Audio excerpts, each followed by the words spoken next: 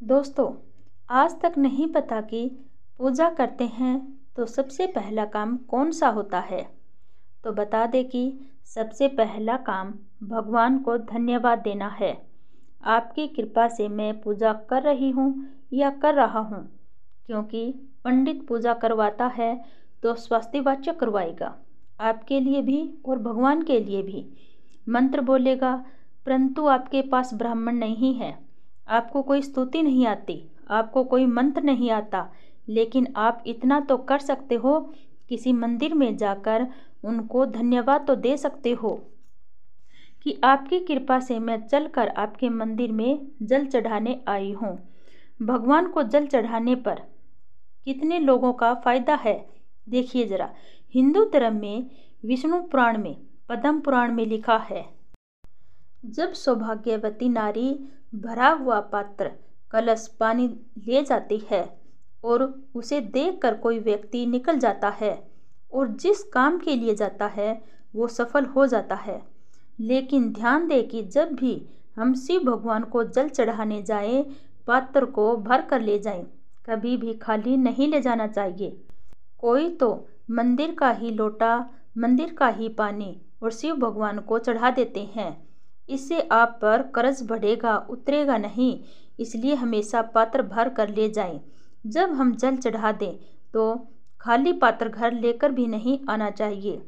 जल चढ़ाने के बाद थोड़ा सा जल शिव भगवान पर चढ़ाया हुआ, चाहे 2 बूंद हो, 4 बूंद हो, जितना भी हो, भगवान के चरणों का जल पात्र में डालकर लाना चाहिए।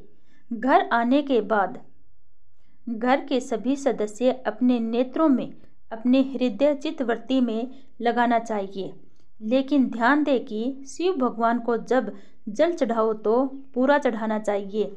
ये नहीं कि थोड़ा लोटे में बचा लिया और वो घर ले आए, क्योंकि शिव भगवान को संपूर्ण चढ़ाया जाता है, खंडित नहीं। बेलपत्र चढ़ाओगे तो पूरा, चावल चढ़ाओगे तो भी पूरा, खंडित नहीं। फूल चढ़ाओगे तो भी पूरा। इसलिए जल चढ़ाओ तो पूरा, आधा नहीं। चढ़ाने के बाद भगवान के चरणों की रज हमारे घर में प्रवेश करे तो हमारे घर का कल्याण हो जाएगा। बहुत लोग गलती कर देते हैं, जल चढ़ाते तो हैं परंतु उनको कोई फायदा नहीं होता और फिर कहते हैं हमारी भगवान नहीं सुनते। हमने तो 1 साल जल चढ़ाया या 16 सोमवार जल चढ़ाया। आप ये गलती करते हैं कि आपने जल चढ़ाया, भगवान से बहुत कुछ मांगा भी, खाली हाथ वापस आ गया। भगवान से मांगने की आवश्यकता नहीं है, उनके तो चरणों की रज लेकर आ जाओ और आप उस रज से छींटा लगा दो। आपके घर में संपदा से भरने का काम भगवान का है और गर्ग संहिता में कहा गया है कि आप घर से जल भर कर ले जाते हो। पृथ्वी पर जितने नदियाँ विद्यमान है, जितने तालाब, सरोवर, कुंड विराजमान है, सारे तीर्थों का जल जब आप घर से जल लेकर निकलते हैं, सारे तीर्थों का जल पात्र में आ जाता है। फिर वो संपूर्ण जल शिव भगवान को समर्पित कर देती हो और जब 2 बूंद शरणागत लेकर आती हो तो शिव महापुराण गर्ग संहिता पद्म पुराण कहती है वो जल साधारण नहीं रहता, वो जल गंगा जल बनकर आपके घर को पवित्र कर देता है।